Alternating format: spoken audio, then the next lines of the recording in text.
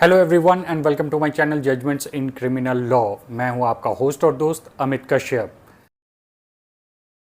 Friends, बहुत सारे लोगों ने कमेंट करके मुझे यह बताया है कि उनका बैंक अकाउंट फ्रीज होने के बाद अब साइबर सेल के द्वारा उन्हें सीआरपीसी सेक्शन 41A के अंतर्गत नोटिस भेजा गया है। तो आज के इस विषय में मैं चर्चा करने वाला हूं साइबर सेल या पुलिस के द्वारा दिए जाने वाले सीआरपीसी सेक्शन 41 के नोटिस के संबंध में। इस विषय को मैंने एक वीडियो में ही विस्तार से कवर करने की कोशिश की है, इसलिए हो सकता है मेरा यह वीडियो थोड़ा सा लंबा हो जाए। तो चलिए स्टार्ट करते हैं अपना वीडियो और जानते हैं सीआरपीसी सेक्शन 41 के अंतर्गत दिए जाने वाले नोटिस के संबंध में। फ्रेंड्स, इससे पहले कि हम सीआरपीसी सेक्शन 41A से संबंधित नोटिस को समझें, हमें कुछ और बातों को समझने की आवश्यकता है। मैंने अपने पिछले कुछ वीडियोस में भी आपको बताया था कि जब भी कोई व्यक्ति किसी तरह का साइबर कंप्लेन करता है तो साइबर कंप्लेन करने के बाद उसे 16 डिजिट का एक कंप्लेन नंबर मिलता है। कंप्लेन फाइल होने के बाद मामला संबंधित साइबर सेल के पास जाता है और साइबर सेल इस संबंध में एक इंक्वायरी करता है। इंक्वायरी करने के दौरान अगर मामला सॉल्व हो जाता है तो साइबर सेल अपने लेवल पर ही इस मामले को खत्म कर देता है और किसी भी तरह का एफआईआर दर्ज नहीं करता है। लेकिन अगर साइबर सेल के लेवल पर मामला खत्म नहीं हुआ है तो फिर इस संबंध में साइबर सेल एफआईआर दर्ज करता है। कुछ मामलों में ऐसा भी होता है कि कंप्लेंट डायरेक्टली थाने में किए जाते हैं, थाने वाले एफआईआर दर्ज भी कर देते हैं और दर्ज करने के बाद उस मामले को साइबर सेल को ट्रांसफ़र कर देते हैं। तो यहाँ पर दोनों तरह की संभावनाएं होती हैं। पहला, एक कंप्लेंट दर्ज होने के बाद साइबर सेल के द्वारा इंक्वायरी की जाती है और इंक्वायरी के बाद एफआईआर दर्ज किया जाता है। और बहुत सारे मामलों में ऐसा भी होता है कि शुरुआती दौर में ही एफआईआर दर्ज हो जाती है और इसके बाद साइबर सेल उस मामले में आगे प्रोसीड करता है। यानी कि अगर एफआईआर इंक्वायरी के बाद में दर्ज की गई है तो सीआरपीसी 41A के अंतर्गत जो नोटिस की प्रक्रिया है वो बाद में होगी, और अगर पहले दर्ज कर लिया गया है तो सीआरपीसी सेक्शन 41A के अंतर्गत जो नोटिस की प्रक्रिया है साइबर सेल उसके बाद तुरंत स्टार्ट कर सकता है। अब आपको यह समझने की आवश्यकता है कि हमारे देश में जो ऑफेंस होते हैं वो दो प्रकार के होते हैं। पहला कॉग्निजेबल ऑफेंस और दूसरा non cognizable offence. CrPC police को यह पावर देती है कि वह किसी भी ऐसे व्यक्ति को जो कॉग्निजेबल ऑफेंस में शामिल है उसे बिना वारंट अरेस्ट कर सकती है। अब इन जनरल साइबर सेल के द्वारा बैंक अकाउंट फ्रीज तभी किया जाता है जबकि कोई फ्रॉड का मामला दर्ज होता है,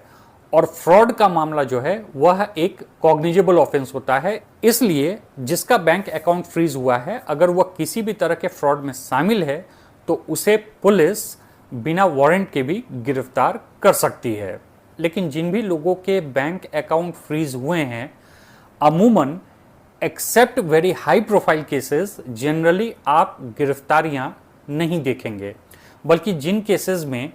किसी भी ऐसे व्यक्ति जिनका बैंक अकाउंट फ्रीज किया गया है, अगर साइबर सेल को यह शक हो रहा है कि वह व्यक्ति उस अपराध में शामिल है तो गिरफ्तार करने के बजाय उस व्यक्ति को सीआरपीसी सेक्शन 41A के अंतर्गत नोटिस भेजा जाता है। इस नोटिस के अंतर्गत उस व्यक्ति को पुलिस के सामने हाजिर होकर पूछताछ में भाग लेकर इन्वेस्टिगेशन में सहयोग करना होता है। तो किसी भी ऐसे व्यक्ति जिसका नाम एफआईआर में आया है या फिर उस व्यक्ति पर पुलिस को शक है कि उसने उस ऑफेंस को कमिट किया है तो पुलिस उस व्यक्ति को पूछताछ में भाग लेने और इन्वेस्टिगेशन में सहयोग करने के लिए ही सीआरपीसी सेक्शन 41A के अंतर्गत नोटिस जारी करती है। अब यहाँ पर एक सवाल आपके दिमाग में आया होगा कि जब फ्रॉड के मामले में डायरेक्ट पुलिस को यह अधिकार है कि वह बिना वारंट के किसी की भी गिरफ्तारी कर सकती है, तो फिर यह सीआरपीसी सेक्शन 41A के अंतर्गत नोटिस क्यों भेजा जाता है। सबसे पहले यह समझें कि अगर आपका बैंक अकाउंट फ्रीज हुआ है और उसके बाद अगर आपको सीआरपीसी 41A का नोटिस पुलिस के द्वारा भेजा जा रहा है या साइबर सेल के द्वारा भेजा जा रहा है, तो इसका मतलब है कि जो भी फ्रॉड का मामला है उसमें पहली बात यह है कि एफआईआर दर्ज हो चुकी है। दूसरी बात यह है कि हो सकता है उसमें आपका डायरेक्ट नाम भी हो, और तीसरी बात यह भी हो सकती है कि एफआईआर जो है वह अननोन के खिलाफ हुआ हो, लेकिन साइबर सेल को यह शक है कि आप उस फ्रॉड में डायरेक्टली इन्वॉल्व हो। तो इन परिस्थितियों में वह आपकी डायरेक्ट गिरफ्तारी न करके आपको सीआरपीसी सेक्शन 41 ए के अंतर्गत नोटिस भेजता है। अब इस नोटिस के भेजने के बहुत सारे कारण होते हैं। पहला बात यह है कि ऑनरेबल सुप्रीम कोर्ट का यह स्पष्ट आदेश है कि ऐसे आपराधिक मामलों में जहां की सजा का प्रावधान 7 साल से कम का है, वहां पर पुलिस डायरेक्ट गिरफ्तारी करने के बजाय एक्यूज्ड को सबसे पहले सीआरपीसी सेक्शन 41 ए के अंतर्गत एक नोटिस भेजे। नोटिस भेजने के बाद जब वह व्यक्ति पुलिस स्टेशन में उपस्थित होता है या पुलिस के सामने उपस्थित होता है तो फिर उससे पूछताछ करे, और पूछताछ करने के बाद ही अगर साइबर सेल या पुलिस उचित समझता है तो उस व्यक्ति की गिरफ्तारी करे। इस परिस्थिति में अगर पूछताछ के बाद पुलिस उसकी गिरफ्तारी करता है तो पुलिस को यह रीजन लिखना पड़ेगा कि क्यों उस व्यक्ति को गिरफ्तार कर रहा है। अगर साइबर सेल या पुलिस उस व्यक्ति को नहीं गिरफ्तार कर रहा है तो इस बात का भी रीजन उन्हें लिखना पड़ेगा कि वह उस व्यक्ति को क्यों नहीं गिरफ्तार कर रहा है। यानी कि अगर गिरफ्तारी हो तब भी या फिर गिरफ्तारी ना हो तब भी पुलिस को इस संबंध में रीजंस लिखने होते हैं। अब इस संबंध में जो 7 साल से कम या 7 साल से ज़्यादा के आपराधिक मामले हैं,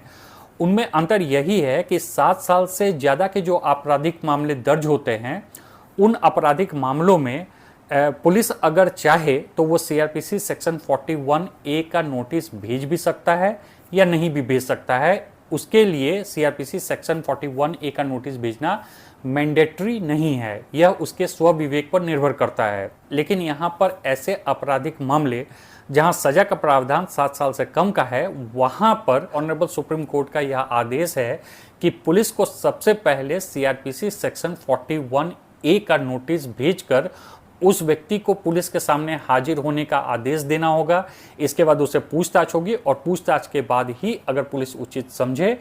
तो उसकी गिरफ्तारी कर सकती है। वो भी पुलिस को प्रॉपर्ली कारण बताने होंगे कि क्यों उसकी गिरफ्तारी की जा रही है। अब यहाँ पर किसी तरह की कोई गलतफहमी ना हो, इसलिए मैं स्पष्ट कर देना चाहता हूँ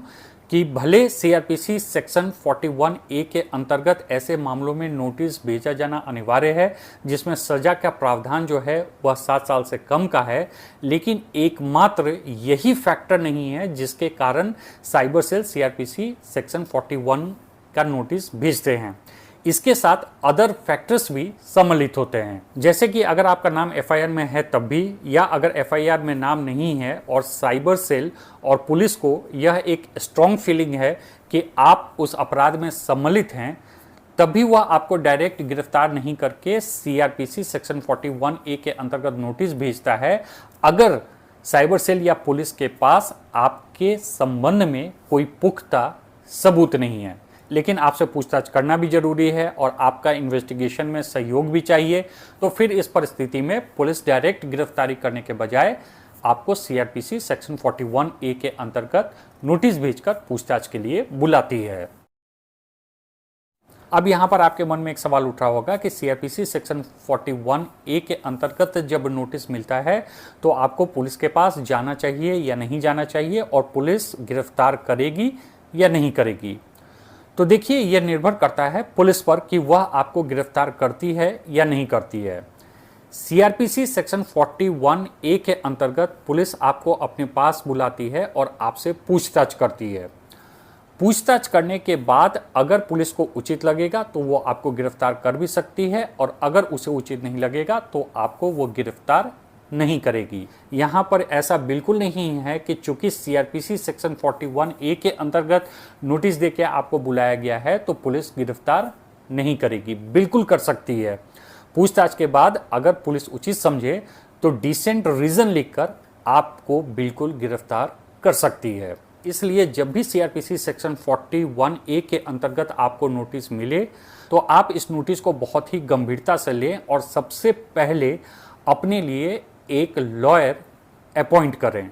उनसे कानूनी सलाह लें और इन बातों को पता करने और समझने का प्रयास करें सबसे पहले कि जिस भी मामले में पुलिस ने आपको नोटिस भेजा है वह मामला कितना सीरियस है, और मामले को समझकर अपने अधिवक्ता के साथ कंसल्ट करने के बाद ही इस नोटिस को लेकर आप पुलिस के समक्ष उपस्थित हों।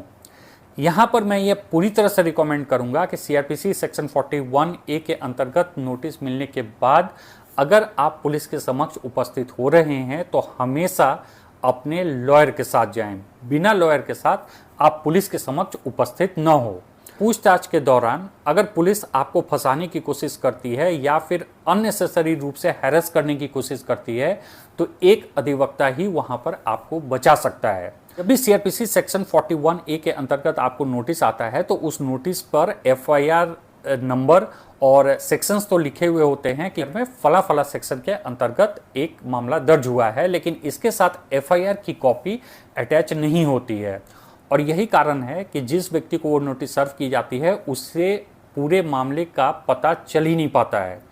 और जब वह पुलिस के सामने उपस्थित होता है तो पुलिस भी डायरेक्टली उससे यह बताने के बजाय कि पूरा मामला है क्या, वह तरह तरह के सवाल पूछकर उस व्यक्ति को पहले उलझाने और फंसाने की कोशिश करती है और तब जाकर वह पूरा मामला उस व्यक्ति को बताती है। इस दौरान एक अधिवक्ता का आपके पास रहना बिल्कुल अनिवार्य है, अन्यथा जिस समय पुलिस आपको उलझाने या फंसाने की कोशिश करती है पूछताछ के दौरान, अगर वहां पे कोई कानूनी जानकार नहीं होगा तो आप बुरी तरह से फंस सकते हैं। इसलिए हमेशा याद रखिए कि सीआरपीसी सेक्शन 41A के अंतर्गत जो नोटिस मिला है उसे सीरियसली लें और हमेशा पुलिस के समक्ष अधिवक्ता के साथ ही उपस्थित हों। आपको नोटिस मिला है और अगर आपको थोड़ा सा भी यह सस्पेशन है कि आपकी गिरफ्तारी हो सकती है, इस बात को यहाँ पर बिल्कुल स्पष्ट रूप से कह दूं कि मैं कोई रीजनेबल सस्पेशन की बात नहीं कर रहा हूं। मैं कह रहा हूं कि अगर आपको थोड़ा सा भी यह सस्पेशन है कि अगर आप पुलिस के सामने उपस्थित होंगे तो आपकी गिरफ्तारी हो सकती है, तो फिर इस परिस्थिति में आप पुलिस के समक्ष उपस्थित न होकर अग्रिम जमानत कोर्ट में फाइल करें, यानी कि एंटीसिपेटरी बेल कोर्ट में फाइल करें और एंटीसिपेटरी बेल मिलने के बाद ही आप पुलिस के समक्ष उपस्थित हों। एंटीसिपेटरी बेल फाइल करने की पूरी प्रक्रिया मैंने इस वीडियो में दे दिया है जो आपके स्क्रीन पर दिख रही है। डिस्क्रिप्शन में मैंने लिंक भी दे दिया है, आई बटन पर भी मैंने लिंक दे दिया है। आप चाहें तो एंटीसिपेटरी संबंधी सारी जानकारी आप मेरी इस वीडियो से ले सकते हैं। इसके अलावा अगर आपको यह लग रहा है कि यह पूरा मामला ही गलत है और आपको अननेसेसरी फंसाया और हैरेस किया जा रहा है, तो आप उस स्टेट के ऑनरेबल हाई कोर्ट में सीआरपीसी सेक्शन 482 के अंतर्गत क्वेसिंग भी फाइल कर सकते हैं। अगर क्वेसिंग आपका अलाउ हो जाता है तो फिर इस परिस्थिति में आपके ऊपर से पूरा का पूरा केस ही खत्म हो जाएगा। अब यहाँ पर यह स्पष्ट कर दूं कि कब आपको एंटीसिपेटरी बेल के लिए जाना चाहिए या आपको क्वेसिंग फाइल करना चाहिए, हर केस के फैक्ट्स एंड सर्कमस्टांसेस क्या हैं, यह जानने के बाद ही इस बात का निर्णय किया जा सकता है कि आपको एंटीसिपेटरी बेल के प्रोविजन के लिए जाना चाहिए या फिर सीआरपीसी सेक्शन 482 के अंतर्गत हाई कोर्ट में क्वेसिंग फाइल करना चाहिए। इसके लिए आपको अपने अधिवक्ता से सलाह लेकर और तभी उस लीगल रेमेडी को अपनाना चाहिए। तो यह तो बात हुई कि अगर आपका बैंक अकाउंट फ्रीज हुआ है और अगर इसके बाद आपको सीआरपीसी सेक्शन 41A के अंतर्गत नोटिस मिल रहा है तो क्या लीगल रेमेडीज आपके पास हैं और किस प्रकार से आप इस नोटिस का पालन कर सकते हैं। लेकिन अगर यह नोटिस आपको मिला है और उसके बाद आप पुलिस के समक्ष उपस्थित नहीं होते हैं या पुलिस से बचने की कोशिश करते हैं, तो इस परिस्थिति में फिर क्या होगा। तो ऐसा है कि जब भी आपको सीआरपीसी सेक्शन 41A के अंतर्गत नोटिस मिलता है और अगर आप एक रीजनेबल टाइम के अंदर पुलिस के सामने उपस्थित नहीं होते हैं तो पुलिस आपको दूसरी बार सीआरपीसी सेक्शन 41A के अंतर्गत नोटिस भेजती है। अगर इसके बावजूद भी आप पुलिस के सामने उपस्थित नहीं हो रहे हैं या पुलिस के सामने उपस्थित होने से बच रहे हैं तो पुलिस जो है वह फिर कोर्ट जाता है और ऑनरेबल कोर्ट को बताता है कि आपको नोटिस सर्व किया गया है, लेकिन इसके बावजूद आप उनके सामने उपस्थित नहीं हो रहे हैं या उपस्थित होने से बच रहे हैं, इन्वेस्टिगेशन में सहयोग नहीं कर रहे हैं, तो आपके खिलाफ वारंट जारी किया जाए। अगर कोर्ट साइबर सेल या पुलिस की बात से सेटिस्फाइड हो जाता है तो वह आपके खिलाफ सबसे पहले बिलेबल वारंट जारी करता है और इसके बावजूद अगर आप कोर्ट या पुलिस के सामने उपस्थित नहीं होते हैं तो आपके खिलाफ नॉन बिलेबल वारंट जारी कर दिया जाता है। अगर नॉन बेलेबल वारंट जारी होने के बाद भी आप पुलिस के समक्ष उपस्थित नहीं होते हैं या फिर आप उपस्थित होने से अपने आप को बचाते हैं, इन्वेस्टिगेशन में सहयोग नहीं करते हैं, तो फिर और कोई रास्ता बचा न देखकर साइबर सेल या पुलिस के आग्रह पर कोर्ट जो है वो सीआरपीसी सेक्शन 82, 83 की प्रक्रिया स्टार्ट करता है, यानी कि आपके खिलाफ कुर्की जब्ती की प्रक्रिया स्टार्ट हो जाती है। हालांकि यह एक बहुत ही लंबी प्रक्रिया है, लेकिन अगर सीआरपीसी सेक्शन 41A के अंतर्गत नोटिस का आप पालन नहीं कर सकते हैं तो जैसा कि मैंने अभी आपको बताया है, वह सारे लीगल कॉम्प्लिकेशंस जो हैं वह आपको झेलने पड़ सकते हैं। तो जब भी आपका बैंक अकाउंट फ्रीज हो गया है और अगर सीआरपीसी सेक्शन 41A के अंतर्गत आपको नोटिस दिया गया है तो आप घबराएं नहीं, पहले कोई अधिवक्ता अपॉइंट करें, उनसे सलाह लें और उनसे सलाह लेने के बाद ही साइबर सेल के सामने उपस्थित हों। और अगर आपको इसमें थोड़ा सा भी डाउट हो रहा हो कि आपकी गिरफ्तारी हो सकती है तो आप एंटीसिपेटरी बेल प्रोविज़न का लाभ उठा सकते हैं और एंटीसिपेटरी बेल लेने के बाद आप पुलिस के समक्ष निर्भीक होकर उपस्थित हो सकते हैं। जहां तक इन नोटिस को सर्व करने की बात है तो साइबर सेल या पुलिस जो है यह नोटिस आपके घर पर स्पीड पोस्ट के द्वारा भेज सकते हैं। अगर उनके पास आपका व्हाट्सएप नंबर या ईमेल है तो हो सकता है कि यह नोटिस आपको ईमेल के द्वारा या व्हाट्सएप पर भी सर्व किया जा सकता है। आशा करता हूं मेरा यह वीडियो आपको पसंद आया होगा और इन्फॉर्मेटिव लगा होगा। Thanks for watching.